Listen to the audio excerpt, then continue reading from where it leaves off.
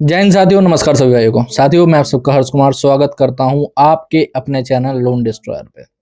साथियों, आज बात करेंगे कि क्रेडिट कार्ड या फिर पर्सनल लोन की रिकवरी पर 100%, 10% नहीं, 50% नहीं, 100% रिकवरी पर पाबंदी कैसे लगाई जाए।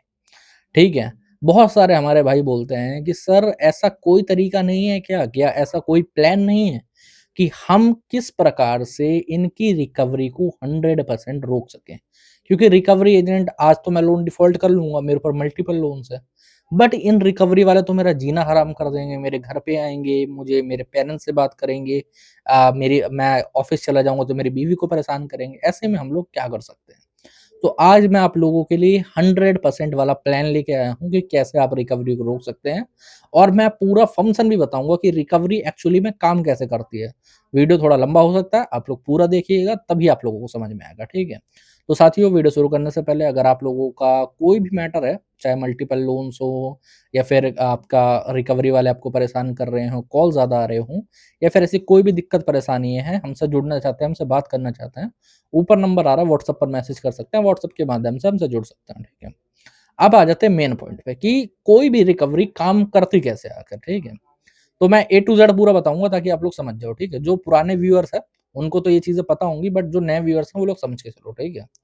तो जब भी आपका कोई लोन या क्रेडिट कार्ड डिफॉल्ट होता है, तो शुरुआत का जो 1-2 दिन का पीरियड होगा ना, उस दिन तो आपको बहुत ही मुश्किल चांसेस है कि रिकवरी के द्वारा कॉल्स रिसीव हो। आपको ऑटोमेटेड कॉल आ सकते हैं, बहुत ही 1-2 लीचड़ कंपनियों को छोड़ के 90%, 98% कंपनियाँ शुरुआत के 1-2 दिन के अंदर आपको सिर्फ़ जो ऑटो जनरेटेड कॉल होते हैं, जो पेमेंट रिमाइंडर के लिए होते हैं, उनसे आपको कॉल रिसीव होंगे, ठीक है? 3 दिन के बाद आपका जो केस है, वो डाल दिया जाएगा टेलीकॉलर्स के पास। अब ये टेलीकॉलर होते क्या हैं?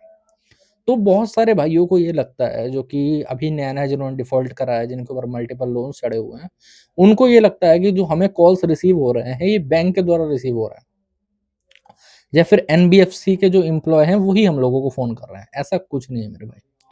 आपको जो कॉल करा जाता है, वो हमेशा करा जाता है थर्ड पार्टी रिकवरी एजेंसी के द्वारा। अब ये थर्ड पार्टी रिकवरी एजेंसी किस चिड़िया का नाम है? सपोज़ करो कि आप हो, आप ही हो, ठीक है? आपको रिकवरी के बिज़नेस के बारे में प्रॉपर्ली पता है। आपने अपना डीआरए का लाइसेंस बनवाया, अपने नाम से या फिर अपने किसी जानने वाले के नाम से, और उसके नाम से एक रिकवरी एजेंसी खोल ली, 4 लड़के या लड़कियाँ बैठा दी, उनको टेलीकॉलर पे फ़ोन थमा दिए, ठीक है? चलो मान लेते हैं 10 आपने एम्प्लॉयी रख लिए, ठीक है? टेलीकॉलर पे उनको फ़ोन थमा दिए। 3-4 आपने रिकवरी एजेंट रख लिए जो कि होम विज़िट करवाने के लिए होंगे, ओके? जिनको हम लोग एफओएस भी कहते हैं, ठीक है? तो अब होगा क्या? अब आपको अलग-अलग बैंक के द्वारा कॉन्ट्रैक्ट मिलेंगे। आप जाके खुद अप्लाई करो या फिर सामने से मिले, आपका अच्छा खासा वो बना हो तो। उन कॉन्ट्रैक्ट के बेसिस पे आपको केस ट्रांसफ़र होंगे और आप उन केसेस पे आपके जो टेलीकॉलर्स होंगे वो फ़ोन करेंगे। कभी भी फ़ोन किसी भी बैंक के एम्प्लॉयी के थ्रू आपको नहीं आएगा। बहुत सारे भाइयों को ये लगता है कि मैं इनके सामने गिड़गिड़ाऊँ या फिर इन पे बोलूँ कि मुझे टाइम चाहिए, तो ये लोग टाइम प्रोवाइड कर सकते हैं। मैं आपको बता देना चाहता हूँ, आज तक सिंगल कॉल भी कोई बैंक मैनेजर कभी किसी को कॉल नहीं करता, कोई बैंक का एम्प्लॉयी किसी को फ़ोन नहीं करता। अगर आपको लाइव एग्ज़ाम्पल चाहिए तो मैं आपको दे सकता हूँ, ठीक है? सपोज़ करो आपका किसी बैंक या किसी एनबीएफसी से अगर लोन चल रहा होगा ना, आप उसकी ब्रांच में जाइएगा और वहाँ पर ब्रांच में जाके बोलिएगा कि मेरा लोन डिफ़ॉल्ट चल रहा है। वहाँ पर पता है एम्प्लॉयी आप पे क्या बोलेगा कि अगर आपको लोन की किस्त भरनी है तो ये भरो, ये रहा फॉर्म, इस पे ये भर दीजिए और पैसा जमा कर दीजिए। अगर नहीं भरने तो जाइए भाई, हमें क्या करना है इसका? उनको कोई मतलब नहीं है, उन्होंने एग्ज़ाम क्रैक करा है, उनकी क्वालिफ़िकेशन अच्छी है, तब जाके उनको नौकरी मिली है। रिकवरी की जो दुनिया है, ठीक है? रिकवरी के जो एम्प्लॉयी होते हैं, जो अपने आप को रीजनल मैनेजर या फिर अपने आप को क्या कहते हैं, कलेक्शन मैनेजर या फिर फील्ड मैनेजर कहते हैं।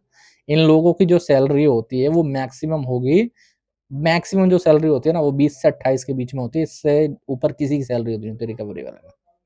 अब आप इसी से समझ जाओगे, जिसकी सैलरी इतनी कम है उसको इज़्ज़त कितनी कम मिलनी चाहिए, है ना? आपके ऊपर अगर 50 लाख का लोन होगा तो आप कम से कम 50,000 तो कमा ही रहे हो, जहाँ तक मुझे उम्मीद है, ठीक? तो आप इससे समझ गए। अब लोग कॉल पे क्या बातें करते हैं लोगों से कि भाई साहब अभी आप मेरे को इतना टाइम दे दीजिए, या फिर आपको टाइम माँगना ही नहीं है, आपको इन लोगों पे अपना हुक्म जताना है। आप लोगों को है ना ब्रीफिंग देनी है। ब्रीफिंग क्या होती है? आपने बोल दिया कि मुझे टाइम चाहिए, इसका कोई मतलब नहीं बना, सीधी सी बात है। वो बंदा पीटीपी डाल देगा आज की या कल की, फिर आपके घर पे विजिट भी होने लगेगी। इससे बढ़िया आप लोग सीधे उसे बोलिए कि आप इस केस के अंदर आरटीपी डालिए, मैं आगे चल के राइट ऑफ के बाद सेटलमेंट करूंगा, या साल डेढ़ साल के बाद सेटलमेंट करूंगा इस लोन की। मेरे ऊपर हो चुका मल्टीपल लोन्स।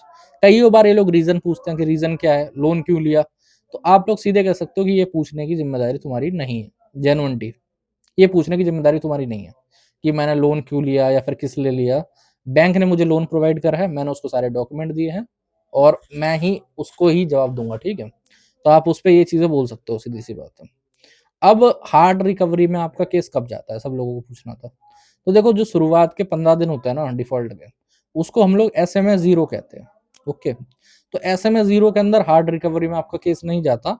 एक आधी NBFC को छोड़ के गारंटी नहीं ले सकते, बाकी 98% में तो विजिट आपके घर में नहीं होगी शुरुआत के 15 दिन में, ठीक है। उसके बाद का जो 15 दिन का पीरियड होता है उसको कहते हैं SMA 1, ठीक है। SMA 1 के अंदर भी आपके घर पे विजिट नहीं होती है, ठीक है। 25 दिन में शुरुआत में विजिट आपके नहीं होगी, बट 25 दिन के बाद आपका जो विजिट का पीरियड है वो स्टार्ट हो जाएगा। अब इसे रोका कैसे जा सकता है? इसे रोकने का सबसे बढ़िया तरीका है कि जब आपका केस SMA 0 के अंदर हो, ठीक है। बट जिन भाइयों का केस उससे आगे बढ़ चुका है, आप अभी भी कर सकते हो, कोई दिक्कत वाली बात नहीं। आपको एक प्रॉपर प्लान वो करना पड़ेगा। सबसे पहले तो आपको बैंक को और NBFCs को मेल करना पड़ेगा, जो कॉल पे आपसे हैरेसमेंट हो रही है उसके रिगार्डिंग। अब कई भाई लोग बोलेंगे सर अभी कॉल पे तो हैरेसमेंट हुई नहीं है, या फिर होम विजिट पे भी नहीं हुई है हैरेसमेंट, तो क्या हम मेल डाल सकते हैं? तो मेरे भाई, मैं आप लोगों को सिर्फ इतना कहना चाहूंगा, आप राजा हरिश्चंद्र की औलाद नहीं है। जरूरी नहीं है कि आप हर चीज सच ही बोलो, है ना। तो आप थोड़ा मतलब आटे में नमक जितना झूठ बोल सकते हो, कोई बड़ी बात नहीं है। आप मेल में लिख सकते हो, कोई प्रॉब्लम नहीं, ठीक है।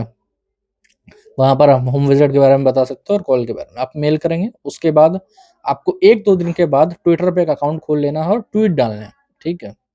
ट्वीट्स आप हर दूसरे दिन डालोगे, क्योंकि ट्वीट्स पे एक अलग टीम बैठती है सोशल मीडिया की, और उसके पास एक पावर होती है कि वो हर दूसरे दिन एक टिकट रेज कर सकती है कंप्लेंट के रिगार्डिंग।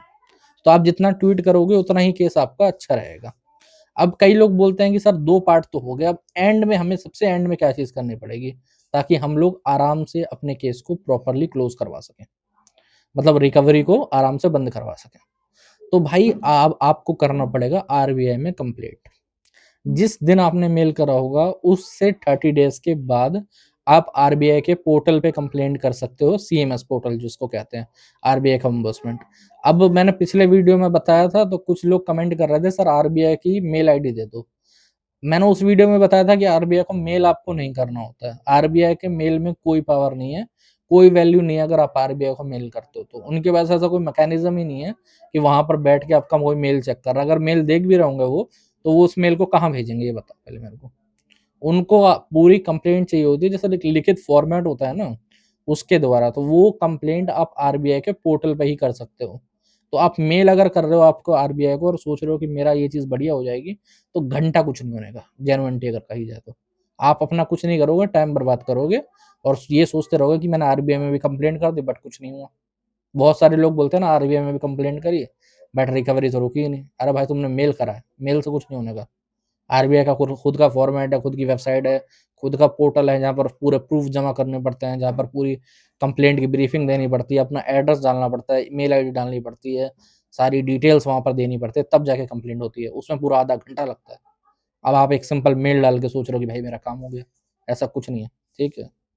अब कई भाई लोग बोलेंगे कि सिर्फ RBI में कंप्लेंट करना इनफ होगा क्या? तो मैं बताना चाहूंगा, हाँ, मैं बताता हूँ क्यों, ठीक है। देखो, एक रिकवरी वाला आपको परेशान होम विजिट पे आके करता ही क्यों है, मैं आप लोगों को बताऊंगा, ठीक है। अगर रिकवरी वालों को बोल दिया जाए इनके TL और एजेंसी ओनर के द्वारा कि आप सिर्फ कस्टमर की ब्रीफिंग लेके आओ, जो कि एक्चुअली में कहा गया है RBI की गाइडलाइंस में कि आप कस्टमर से सिर्फ पूछ सकते हो कि भाई तुम पेमेंट कर क्यों नहीं रहे हो, समझ रहे हो। अगर आप बता दो कि भाई सब मेरे को मेडिकल इशू है, वो इतना लिखेगा चला जाएगा, अगर उसको पेमेंट के लिए उकसाया ना जाए। हर रिकवरी एजेंट को पेमेंट के लिए उकसाया जाता है उनके TL के द्वारा, कलेक्शन मैनेजर के द्वारा और एजेंसी के ओनर के द्वारा। ये लोग डेली शाम को अपने टारगेट को लेकर गाली खाते हैं वहां पर। अब RBI क्या करता है? RBI सबसे बड़ा है आरबीआई, इन सब का बाप है, मैं बताता हूँ कैसे। ठीक है, आरबीआई सिंपल ये करता है कि जब आप आरबीआई में कंप्लेंट करते हो तो आरबीआई के द्वारा 3 मेल जाते हैं और 3 हार्ड कॉपी भी जाती है। हार्ड कॉपी हर केस में जाती है कि नहीं जाती, इसके ऊपर थोड़ा डिबेटेबल बात हो जाती है, बट जाती है हार्ड कॉपी, जहाँ तक मुझे याद है। ठीक है, तो अब ये 3 मेल किसको जाते हैं? पहला तो जाएगा बैंक को, अगर एनबीएफसी होगा तो उसको जाएगा। ठीक है, सेकंड जाएगा एजेंसी ओनर को, जिस एजेंसी में आपका केस लगा हुआ है फिलहाल। मान लेते हैं आपसे बदतमीजी पिछले महीने करी गई होगी, बट मेल जो जाएगा वो इस वाली एजेंसी के ओनर के पास जाएगा जो इस महीने में होगा। ठीक है, और जो अगला जाएगा वो जाएगा जो भी उनका टीएल या फिर हायर हेड होगा उसके पास। आरबीआई के पास पावर है कि वो अगर 3 कंप्लेंट एक एजेंसी के ऊपर 1 महीने में हो जाती है, ठीक है, 1 महीने के पीरियड में अगर 3 कंप्लेंट हो जाती है एक एजेंसी के ऊपर, तो आरबीआई के पास पावर है कि वो उस एजेंसी को सस्पेंड कर सकती है और कुछ-कुछ केसेस में उसका लाइसेंस भी रद्द कर सकती है। अब आप लोग बोलोगे सर ऐसा क्यों करेगी वो? दिल्ली में पिछले महीने दिसंबर के टाइम पे 15 एजेंसी बंद हुई हैं।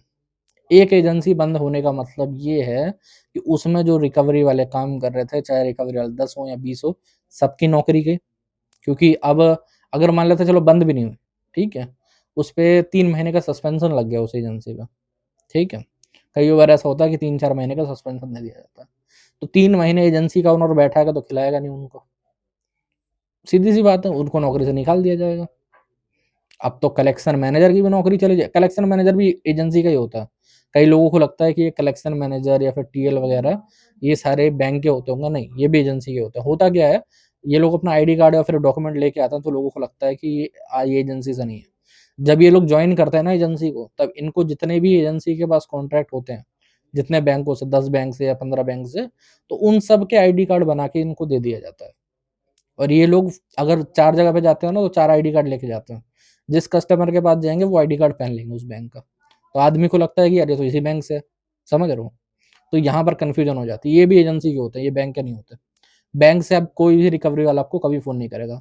आपको खाली नोटिस रिसीव हो सकता है बैंक के थ्रू, ठीक है? ओके। अब जब एजेंसी ओनर के पास काम ही नहीं रहेगा, उसकी एजेंसी बंद हो जाएगी, तो भाई साहब वो क्यों बैठा के खिलाएगा रिकवरी वालों को? कलेक्शन मैनेजर की भी नौकरी जाएगी, टीएल की भी जाएगी, एजेंसी ओनर का भी भट्टा बैठ गया। बहुत बड़ी दिक्कत हो गई है ना? तो इसीलिए वो लोग तुरंत जो भी कस्टमर आरबीआई में कंप्लेंट करता है, सबसे पहले उसको ब्लैक लिस्टेड कस्टमर करते हैं और 1 महीने के लिए उसकी रिकवरी को परमानेंटली ब्लॉक कर दिया जाता है। अब कई भाई लोग बोलेंगे सर सिर्फ 1 महीने के लिए, नहीं, अगर आप सही तरीके से आपने कंप्लेंट करी होगी, ठीक है? और आपने फ़ोन पे उनसे बाद में कोई प्रॉब्लम वाली बात नहीं करी होगी, जैसे मैं एक एग्ज़ाम्पल देता हूँ, तो आपकी रिकवरी आराम से 6 महीने तक तो कोई आपके घर पे कभी आएगा नहीं, एक बार कंप्लेंट करने के बाद। होता क्या है, मैं एक एग्ज़ाम्पल देता हूँ, एक हमारे कस्टमर थे ये दिल्ली के, मालवीय नगर के, तो उनकी कंप्लेंट करवाई गई, 2-3 महीने तक कोई विज़िट नहीं, कोई कॉल नहीं, बट एक बार उनको कॉल आ गया। रिकवरी के 2-4 कॉल आपको आ सकते हैं कंप्लेंट करने के बाद भी, उसमें डरने वाली बात नहीं है, बट उसमें वो थोड़े बिज़ी थे उस टाइम पे आई गेस, ठीक है? तो उन्होंने बात तो करी नहीं सही से, उन्होंने बोल दिया हाँ, हाँ, पेमेंट करवा दूँगा मैं थोड़े दिनों में, रुक जाओ। अब ये जो थोड़े दिन था, इसका एक्चुअली में ना एजेंट कल भी डाल सकता है, चाहे तो आज भी डाल सकता है कि कस्टमर ने कहा है कि आज पेमेंट होगी, क्योंकि वो थोड़े दिन कोई क्लियर नहीं था। अगर कस्टमर इसकी जगह कह देता ना कि मैं 4 महीने के बाद करूँगा, तो वो ज़्यादा बेटर रहता। अब ऐसे में एजेंट ने डाल दिया होगा भाई साहब कि कल पेमेंट होगी, फिर रिकवरी वाले के इनके पास कॉल आने लगे धमाधम, धमाधम विज़िट के लिए। तो फिर हमें कंप्लेंट करवानी पड़ी। बट हाँ, अगर आप टाइम टू टाइम कंप्लेंट करते रहो आरबीआई में, तो आपकी होम विज़िट और आपके कॉल्स, जो 100 कॉल आपको आते थे, उसकी जगह पे 1-2 कॉल आया करेंगे। अब कई लोग बोलते हैं सर 1-2 कॉल भी बंद नहीं हो सकता 100%। तो भाई देखो 1-2 कॉल बंद क्यों नहीं होते मैं बताता हूँ। क्योंकि देखो एजेंसी ने आपका केस लिया है, ठीक है? हाँ, वो अपनी नौकरी की वजह से या फिर अपनी एजेंसी का लाइसेंस रद्द ना होने की वजह से और पेनल्टी की वजह से आपके यहाँ पर विज़िट नहीं कर रहे। बट उनको 1-2 कॉल करके बैंक को दिखाना पड़ेगा कि हाँ, हम इस केस के अंदर कोई प्रोग्रेस कर रहे हैं। समझ रहे हो? हमने ये 2 कॉल करे थे, कस्टमर ने उठाए नहीं, समझे? ये चीज़ें उनको दिखानी पड़ेंगी। तो इसी तरीके से प्रॉपर रिकवरी काम करती है और आपको भी अपनी रिकवरी को 100% इसी तरीके से रुकवाना है, समझे? इसके अलावा और कोई तरीका नहीं है। कई लोग बोलते हैं सर ये इनफ नहीं होगा या फिर कुछ और नहीं होगा। तो मैं उन पे एक ही चीज़ पूछता हूँ कि आप इसके अलावा क्या करोगे? सबसे ऊपर तो आरबीआई है यार। आरबीआई से ऊपर तो इस देश में मेरे हिसाब से रिकवरी में या बैंकिंग में कोई नहीं होगा। है ही नहीं, है ना। RBI he rules and regulation लाता है, आरबीआई ने पॉलिसी बनाई है। अगर आरबीआई ये पॉलिसी बना दे ना कि कल को भाई साहब कस्टमर को 2 चांटे मार के आप पैसा ले सकते हो, तो ये रिकवरी वाले मार भी देंगे, समझ रहे हो? क्यों? क्योंकि आरबीआई की पॉलिसी से ही चलता है। वो दिखा देंगे भाई, देखो आरबीआई ने लिख रखा है पॉलिसी के अंदर। तो आप लोग भी आरबीआई की पॉलिसी के थ्रू ही चलो, और आरबीआई में ही मेन कंप्लेंट्स आपको करनी है। हाँ, उसका टाइम पीरियड रहता है कि 30 दिन से पहले आप आरबीआई में कंप्लेंट नहीं कर सकते, तो उसको अपने ज्ञात में रखें। अपनी रिकवरी को 100% रिकवरी की होम विजिट तो 100% हो जाएगी आपको, गारंटी एक पेपर पे लिखित में दे सकता हूँ मैं, ठीक है। कोई भी रिकवरी वाला अपनी नौकरी को दांव पे नहीं लगाएगा, कोई भी एजेंसी ओनर अपनी एजेंसी के लाइसेंस को दांव पे नहीं लगाएगा, कोई भी टीएल अपनी नौकरी को दांव पे नहीं लगाएगा। उनके लिए ऐसा 10 लोन और आ जाएंगे। आपके लोन पे अगर नहीं कमाएंगे, आपके लोन पे कमीशन नहीं आएगी, तो वो किसी और लोन से निकाल लेंगे, कोई बड़ी बात नहीं है उसमें, समझ रहे हो। तो डरे घबराए ना, टेंशन बिल्कुल ना ले, ताकि आपको आगे चल के भी कोई प्रॉब्लम ना हो, और अपना सेंसेबल काम करो। प्रॉब्लम्स को हटाओ साइड में। जब लोन रिकवरी में कोई फंस जाता है ना, तब वो सिर्फ प्रॉब्लम पे ध्यान देता है। आप लोगों को प्रॉब्लम से हट के सॉल्यूशंस पे ध्यान देना है। ये सोचना है कि भाई रिकवरी हो रही है, तो इसको रोका कैसे जाए। ये नहीं सोचना कि रिकवरी हो रही है, रिकवरी हो तो रही है, वो तो आपको पता है, वो आप ऐसे रोक भी नहीं लोगे, समझ रहे हो। आपको रिकवरी रोकने पे ध्यान देना है, रिकवरी रोकी कैसे जा सकती है, वो प्लान मैंने आप लोगों को बता दिया। अगर साथियों आज का वीडियो थोड़ा लंबा हो गया, मुझे पता है, बट आप लोगों ने एंजॉय करा होगा जहाँ तक मुझे पता है, और अच्छी नॉलेज आपको मिली होगी। तो आज के वीडियो में इतने। अगर वीडियो अच्छा लगा हो तो चैनल को सब्सक्राइब कर लेना। अगर और कोई दिक्कत, प्रॉब्लम, परेशानी लग रही है, तो ऊपर नंबर आ रहा है, व्हाट्सएप पर मैसेज कर सकते हो, व्हाट्सएप के माध्यम से जुड़ सकते हो। जय हिंद सभी भाइयों को।